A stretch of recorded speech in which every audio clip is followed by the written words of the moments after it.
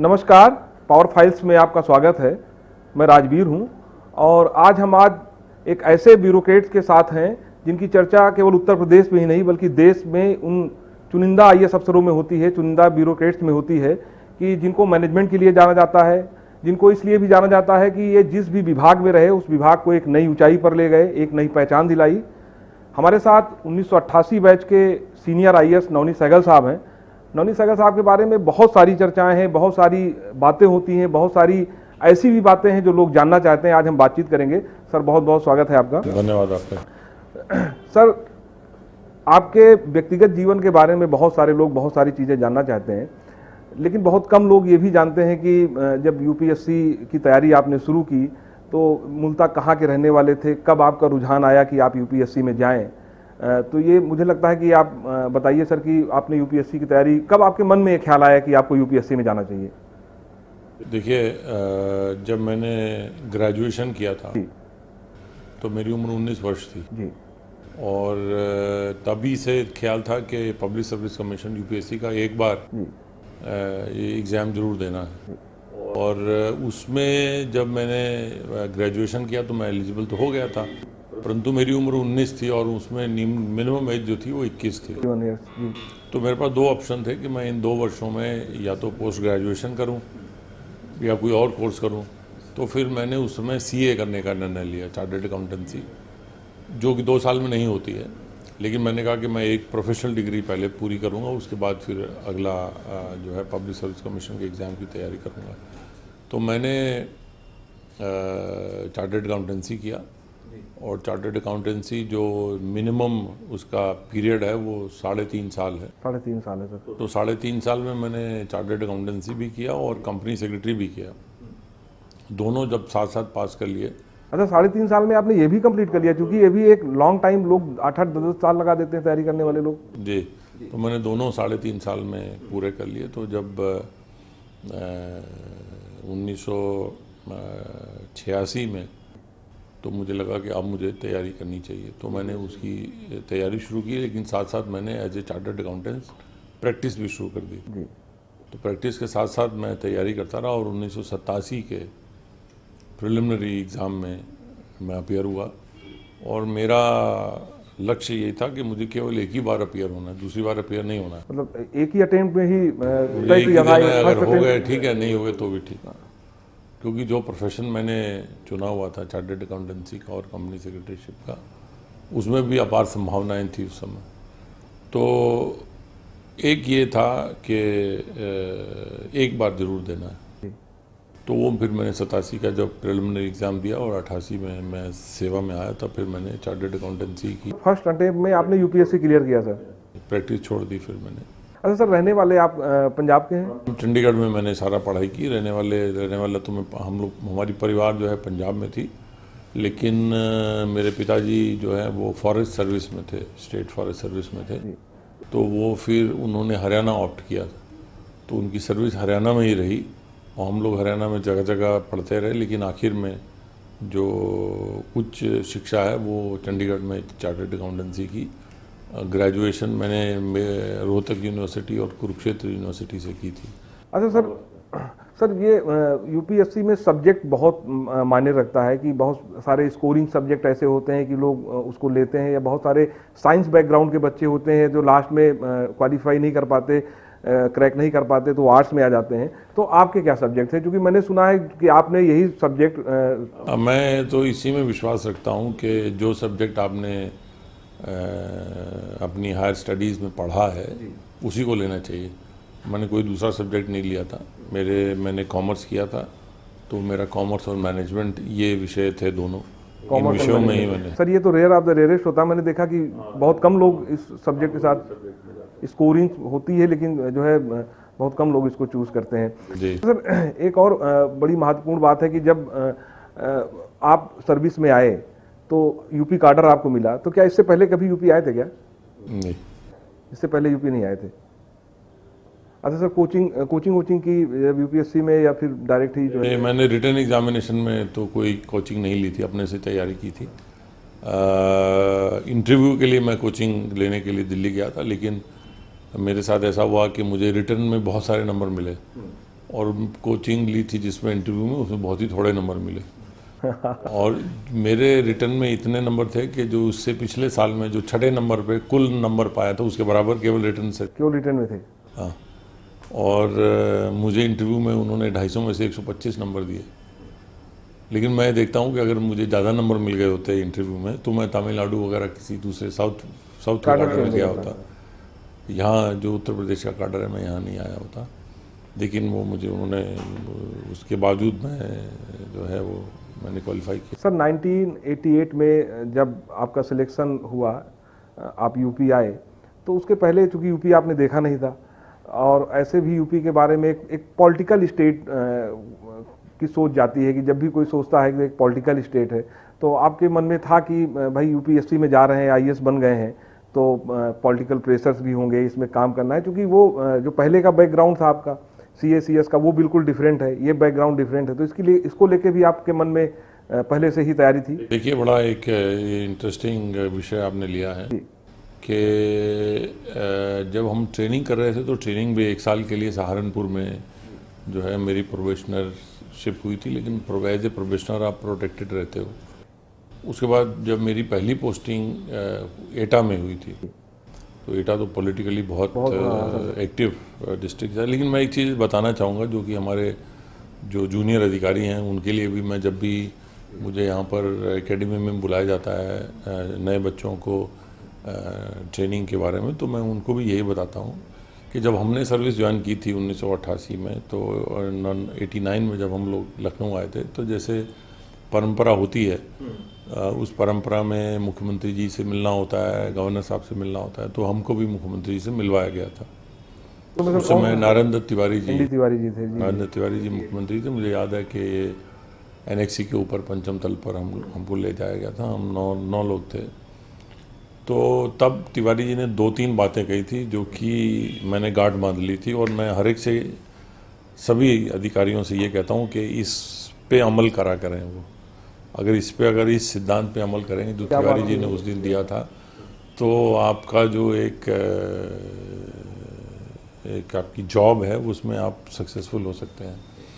उन्होंने ये कहा था कि देखिए, हम लोग एक पॉलिटिकल डेमोक्रेसी में हैं, तो जो पॉलिटिकल लीडर्स हैं, नेता हैं, विधायक हैं, उनकी बात ध्यान से सुना। आप एसडीएम में आपके पास अगर कोई नेता अपनी बात लेके आता है तो उनकी बात को ध्यान से सुनना चाहिए, और अगर वो अपने समर्थकों के साथ आता है तो उसको दुगनी इज्जत देके उसको बिठाइए, उसकी बात प्यार से सुनिए, पूरी बात सुनिए, बीच में मत टोकिए, जिससे समर्थकों को लगे कि भाई हमारे नेता की जो है। और अगर उनका काम हो सकने लायक है तो वहीं कर दीजिए, और अगर नहीं हो सकने लायक है तो मना मत कीजिए।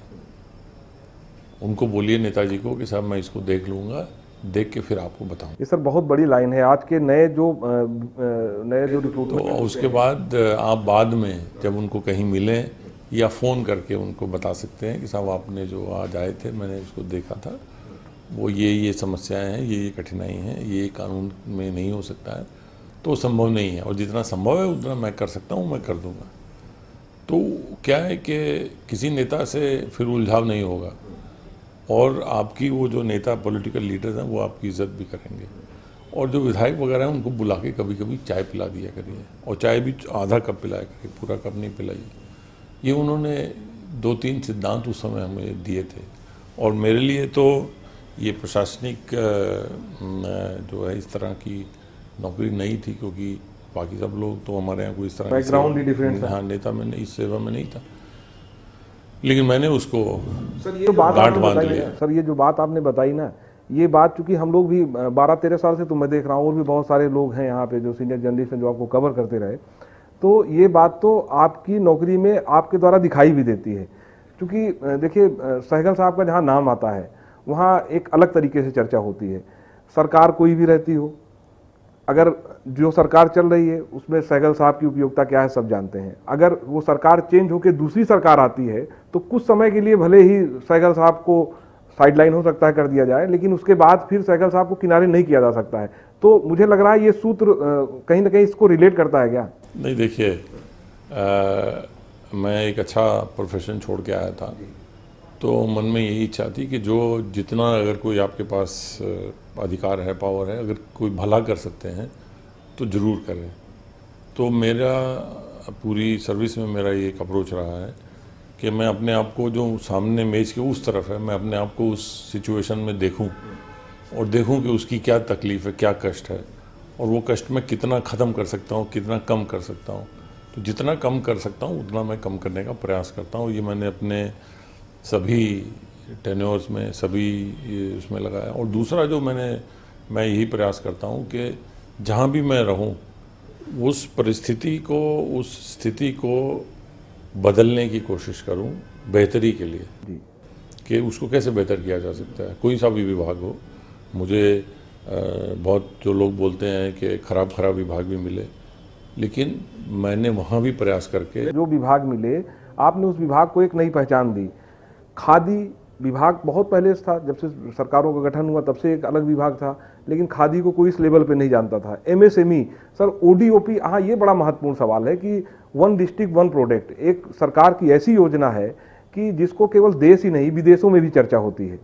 तो ये कब ख्याल आया, कैसे आया कि एक वन डिस्ट्रिक्ट वन प्रोडक्ट जो लॉन्च करें, क्योंकि उसके जनक आप ही माने जाते हैं। नहीं, जनक मैं नहीं, उसके जनक हमारे माननीय मुख्यमंत्री योगी आदित्यनाथ जी। उन्हीं की सोच का ये परिणाम था कि 2018 में ये योजना एक जनपद एक उत्पाद की प्रारंभ हुई। हालांकि मैंने पर्सनली इस योजना पे पहले भी एक बार काम किया था। भारत सरकार में रूरल बिजनेस हब्स के बारे में एक स्कीम चलाई गई थी उस टाइम पे, तो मैं भारत सरकार में था। तो हम लोगों ने पंचायत, प्राइवेट और पब्लिक, ये 3P का एक फार्मूला निकाल के इस पे काम करना शुरू किया था। और ओडीओपी का सबसे पहले एक्सपेरिमेंट थाईलैंड में हुआ था, उससे पहले जापान में हुआ था। तो मैं थाईलैंड भी गया था उस समय 2006 में गया था।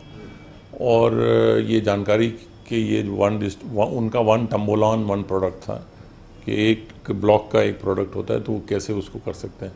तो मेरी रुचि थी पर्सनली इसमें, परंतु ये शुरुआत इस प्रदेश में माननीय मुख्यमंत्री योगी आदित्यनाथ जी ने की थी। ये चल रही थी, लेकिन खरामा चल रही थी। तो जब मुझे दी गई, तो चूंकि मेरी रुचि थी इस, और मैंने इस पर ऑलरेडी जानकारी पहले से भी इकट्ठी की हुई थी, तो मैंने प्रयास किया कि इसको हम राष्ट्रीय पटल पे लाएं और नीचे तक पहुंचाएं। जो हमारे कारीगर हैं, जो हमारे आर्टिसंस हैं, उनके जो रोज़गार हैं, उससे जोड़ते हुए इसको देश की, प्रदेश की और ज़िले की इकोनॉमी से जोड़ें, ताकि इकोनॉमी आगे बढ़े। तो उसमें मुझे मतलब काफ़ी हद तक सफलता मिली। अब ओडीओपी एक जाना माना ब्रांड है पूरे देश में। तो बाद में ये सर मैं पूरे इसलिए देश नहीं ने कर रहा लागू हूं। किया उसको। सर मैं इसलिए नहीं कर रहा हूँ, मैं आप सामने बैठा हूँ, लेकिन ये बात बिल्कुल फैक्ट है कि जब भी ओडीओपी का जिक्र होगा, चर्चा होगी, तो वो बिना आपके नाम के अधूरी रहेगी। ये बिल्कुल फैक्ट है, क्योंकि माननीय मुख्यमंत्री जी योगी आदित्यनाथ जी ने की यहाँ पर। तो मैं ये उसमें, अब चूंकि हर जिले में एक एक प्रोडक्ट है, हमारे यहाँ कई तो परंपरागत हजारों वर्षों से हैं, लेकिन उनकी तरफ, उनकी मार्केटिंग की तरफ, उनके रॉ मटेरियल की तरफ, उनकी फाइनेंस की तरफ ये कभी ध्यान नहीं दिया गया था। सरकार ने उस पर ध्यान दिया। अब वो अच्छा एक मोमेंटम पकड़ रहा है वो योजना, तो एक उसमें उसकी अच्छी आएगी। दूसरा ये कि जिस भी विभाग में रहें, कोशिश करें कि आपके रहने से क्या अंतर आता है। आपने रहने से अंतर आना है, तो अंतर आने के लिए आपको मेहनत करनी पड़ेगी, इम्प्रूव करना पड़ेगा और फैसले लेने पड़ेंगे। सर एक राज की बात है, मुझे लगता है कि आपको ये बताना चाहिए, क्योंकि अक्सर लोग पूछते हैं कि वो चाहे मायावती की सरकार रही हो, अखिलेश यादव की सरकार रही हो, या अभी प्रेजेंट टाइम में मुख्यमंत्री योगी आदित्यनाथ जी हैं, तो इन तीनों सरकार में आपकी एक अलग भूमिका रही है और इन सब के आप सरकारों में खास रहे हैं। तो ये क्या, कौन सा जादू है, क्या ट्रिक रही है कि जिससे कि, देखिए, कोई भी जो प्रशासक है वो ये चाहेगा कि जो ऐसे अधिकारी रहें जो फैसला लें, जो तरक्की की तरफ बढ़ें, जो काम में इम्प्रूवमेंट लाएं। तो मुझे जो लगता है कि मेरा हमेशा ये प्रयास रहा है कि मुझे जो भी काम दिया जाए, और कभी मैंने काम के लिए बहुत कभी प्रयास नहीं किया। जो सरकार ने काम दिया मैंने उसको खुशी से स्वीकार किया और अपना प्रयास किया, अपना पूरा 100% देके कि मैं उस काम में जो मुझे दिया गया उसमें मैं कैसे बेहतरी ला सकता हूँ, कैसे और उसको अच्छा कर सकता हूँ, ये, और कैसे उसका आम लोग तो भलाई मैं पहुँचा सकता हूँ, ये मैंने उसको करने का प्रयास किया। और मुझे खुशी है कि मैं बहुत सारे जी। ऐसे प्रयासों ने, मेरे ऐसे प्रयासों ने बहुत सारे ऐसे प्रोडक्ट खड़े कर दिए, बहुत सारे ऐसे प्रोजेक्ट खड़े किए मैंने, जिससे बहुत सारे लोगों को, ऐसी। सरकार को बड़ा लाभ मिला। जी। तो वो एक मेरा हमेशा ये प्रयास रहता है। बाकी ये सरकारों का निर्णय होता है कि वो किस अधिकारी को क्या काम दें। इसमें कभी मैं नहीं पढ़ा कि मुझे कौन सा काम दिया जाए। हाँ, मैं ये ज़रूर जी। कहता रहा हूँ कि मुझे कोई सा भी काम दे दो, काम हाँ, जरूर उसमें दे दो। मैं बेहतर कर दूंगा। जी। ठीक है सर। अच्छा, सहगल साहब के बारे में एक और बड़ी चर्चा है कि बहुत आध्यात्मिक व्यक्ति हैं इंटरनली, और हम लोगों ने देखा भी कि लखनऊ में भी कई मंदिरों में आपने बड़ा काम कराया। तो ये आध्यात्मिकता का जो पार्ट है वो कैसे, मतलब ये शुरू से ही था या फिर? नहीं, ये था थोड़ा सा शुरू से, लेकिन मैं मेरा लगभग 1-1.5 साल में हरिद्वार में भी पोस्टेड रहा हूँ और लगभग 2 साल मैं अयोध्या में भी पोस्टेड रहा हूँ। तो मेरा संतों से, जो हमारे गुरु लोग हैं, उनसे काफ़ी जुड़ाव रहा। तो उस जुड़ाव में एक अपने से ये हुआ है कि अंदर से आवाज आई कि हाँ, अध्यात्म से जुड़ना चाहिए। क्योंकि हाँ देखिए, ये तो जो आपका जीवन है उसमें जो आपके कर्म हैं, इस जीवन में जो आप कर्म करेंगे वो अगले जीवन में आपको मिलेंगे, लाभ, उसका लाभ मिलेगा। जो पहले आपने कर्म किए उसका अब मिल रहा है। तो मैं ये सोचता हूँ मैंने पिछले जन्म में अच्छे कर्म किए होंगे जो मुझे इस प्रकार की व्यवस्था मिली। तो मैं अब और भी अच्छे कर्म करने की कोशिश करूँ ताकि जो अगले जन्म में और मैं जो है मैं उस कर्मों के सिद्धांत को मानते हैं, फॉलो करते हैं। मैं ज़िंदगी में मैंने कभी ये किसी की बुराई नहीं सोची, जानबूझ के किसी का बुरा नहीं किया, ठीक है। और हमेशा ये कोशिश की कि जो भी रहे, चाहे सामने वाला मुझे गाली दे के आ रहा है, अगर मेरे से कोई उसकी मदद हो सकती है तो मैं मदद कर दूँ। सर, इसकी बड़ी चर्चा होती है। मैं अपना जो मेरा वो है फितरत है, मैं वो नहीं बदलूँगा। दूसरा, मैं जानता हूँ बहुत सारे लोग मेरे सामने आते हैं, फ़ायदा उठा के बाहर जाके गाली भी देते होंगे या आते समय भी गाली देते होंगे, लेकिन मैं बॉदर नहीं करता हूँ। इससे फर्क नहीं पड़ता है, बॉदर नहीं मुझे क्या करता करना है ये महत्वपूर्ण है, क्योंकि मुझे भला ही करना है। ये है कि आपने उसका सुना होगा ना, रहीमन का एक वो है, दोहा है कि रहीमन वो नर मर चुके जो कित मांगन जाही, उनसे पहले वो मुए जिन मुख निकसत नाही। कि कहता है कि रहीम वो लोग, मतलब जो मेरे से मांगने भी आ रहा है वो अपनी जो है उसकी ईगो नीचे करके आ रहा है, अपना अहम छोड़ के आ रहा है, तभी मुझसे मांग रहा है वो कुछ। तो अगर मेरे पास है ये किसी भी तरह का, अगर मैं दे सकता हूँ और मैं मना करता हूँ तो उससे पहले मैं ही दोषी हूँ, इसका दोषी हूँ। तो मैं कभी जो मेरे से हो सकता है मैं प्रयास करता हूँ कि मैं वो करूँ। दूसरे की फितरत पे मैं नहीं जाता हूँ, क्योंकि मेरे बहुत सारे कुलीग ऐसे हैं जो बहुत ख़राब प्रचार करते होंगे मेरे बारे में, जो मेरे बारे में बुरा बोलते होंगे, लेकिन मेरे सामने आने पर मैं कभी उनसे इस तरह की बात नहीं करता हूँ। ना ही मैं अपने से कभी बुरा चाहता हूँ, दूसरे को कहता हूँ कि इसका बुरा करो, कतई नहीं। तो ये सब चीज़ें अध्यात्म से आती हैं। अगर आप आध्यात्मिक हैं तो फिर आपको एक लेवल पर जाके आपके पास एक सेटिस्फेक्शन का लेवल रहता है कि नहीं साहब, मुझे इसमें नहीं पढ़ना है। सर, आप 88 बैच के आईएएस हैं, सीनियर आईएएस हैं। कुछ समय बाद एक ये पारी भी खत्म होगी आपकी। इसी महीने हो रही है, इस महीने 31 जुलाई को हो रही है सर, हम लोग जानते हैं। बड़े बड़े बंगले होते हैं ब्यूरोक्रेट्स के पास, हम लोग भी इतने समय से देख रहे हैं, लेकिन आपका आवास लखनऊ यूनिवर्सिटी के कैंपस में एक छोटा सा आवास है। तो इसके पीछे क्या वजह भाई? आप इंटाइटल्ड हैं इसके लिए कि आप बड़े घर में जा सकते हैं, रह सकते हैं, बड़ी सुविधाएं ले सकते हैं। तो आप क्या उस यूनिवर्सिटी कैंपस से कुछ लगाव है? क्योंकि पत्नी वहाँ है, लेकिन वो पत्नी तो यहाँ भी आ सकती है, इन घरों में भी रह सकती हैं। तो क्या जुड़ाव है वहाँ से यूनिवर्सिटी? नहीं, देखिए, जब शुरू में मेरी प्रथम पोस्टिंग हुई थी लखनऊ में, जॉइंट सेक्रेटरी गृह विभाग में मुझे बनाया गया था। ये बात है 1996 की। तो पत्नी की मेरी ऑलरेडी यहाँ जॉब लगी थी एज ए लेक्चरर यहाँ आर्किटेक्चर कॉलेज में। तो बच्चे छोटे थे, वो स्कूल पढ़ने जाते थे। तो ये हुआ कि कहाँ रहेंगे वो, वहाँ पर उनके कैंपस में एक छोटा घर था लेक्चर के लिए जो होता है, 2 कमरे का एक आवास था। तो वो फिर हम लोग उसी में फ़िलहाल चले गए। लेकिन फिर ये हुआ कि भाई बच्चों को स्कूल भी जाना है, वाइफ को यूनिवर्सिटी भी जाना है, मुझे ऑफिस भी जाना है, तो आप कितनी गाड़ियाँ इस्तेमाल करें। अगर मैं कहीं दूसरी जगह आवास लेता तो एक गाड़ी चाहिए होती वाइफ को छोड़ने के लिए, एक गाड़ी चाहिए होती बच्चों को छोड़ने के लिए, एक गाड़ी चाहिए होती मुझे छोड़ने के लिए। तो हमने कहा ये सब नहीं चलेगा, वाइफ के कॉलेज में ही रहें, उसको तो गाड़ी नहीं चाहिए, वो तो वॉक करके अपने कॉलेज चली जाएगी, और बच्चे अपना स्कूल की जो बस आती है उससे चलेंगे। मुझे चाहिए होगी वो सरकार दे देगी तो मैं अपना काम चला लेंगे हम लोग, ऐसी कोई बात नहीं। पर धीरे धीरे उस घर में हम सेट हो गए। उसके बाद बच्चे बड़े हुए, हालांकि समस्या हुई क्योंकि 2 ही कमरे थे, एक छोटा सा बच्चों के लिए। कभी कभी घर वालों ने भी कहा होगा कि भाई अब चलिए चेंज नहीं, वो घर बड़े हो वालों गए। ने इस काम में मेरी पत्नी ने मुझे बड़ा साथ दिया, क्योंकि 5 साल राज्य संपत्ति विभाग मेरे पास भी रहा, मैं लोगों को बंगले अलॉट किया करता। न जाने कितने लोगों की आपने। हाँ, मैंने एक बार कहा भी उससे कि भाई चलो इधर राजभवन कॉलोनी में कोई बंगला ले लेते हैं, तो बोले नहीं, हम 2 ही लोग बचेंगे, बच्चे तो पढ़ के कहीं नौकरी करें चले जाएंगे, हम ही 2 लोग बचेंगे, हम 2 लोगों को कितनी जगह चाहिए, 2 कमरे बहुत है। उसको फिर आप बड़ा बंगला लोगे, उसकी सफाई के लिए आदमी रखोगे, वो तो हम दुनिया भर का तामझाम है, इसी को ठीक कर लेते हैं, ये बेहतर है। बच्चे तो अपना वो सही है, वो अपना पढ़ के बाहर पढ़ने चले गए, फिर तो देवर नॉट विद अस। हम ही 2 लोगों को जब रहना है तो इतना बड़ा घर लेके क्या करना है।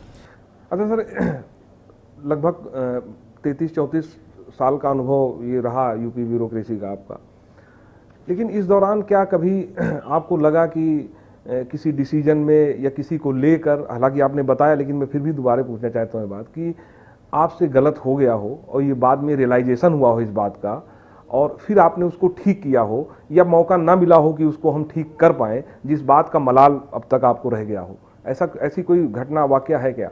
नहीं, देखिए,